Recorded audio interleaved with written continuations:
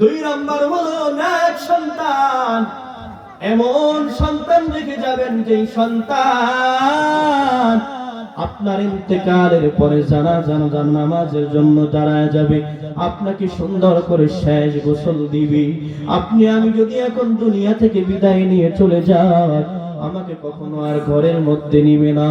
যাদের জন্য এত কিছু করেছেন, যার জন্য এত কিছু করেছেন, দুনিয়া দুনিয়া করেছেন, তারাও আপনার সাথে যাবে না। শুধু যাবে নেকার আমল। কবর প্রতিদিন মানুষকে ডেকে ডেকে বলেন, আনা বাইতুল গুরবা, আনা বাইতুল ওয়াহদা, আনা বাইতুদ দুদ।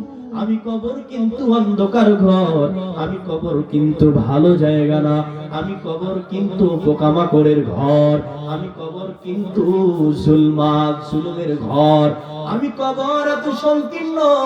আল্লাহর নবী সাল্লাল্লাহু আলাইহি ওয়াসাল্লাম একজন সাহাবীর জানাজায় গেলেন।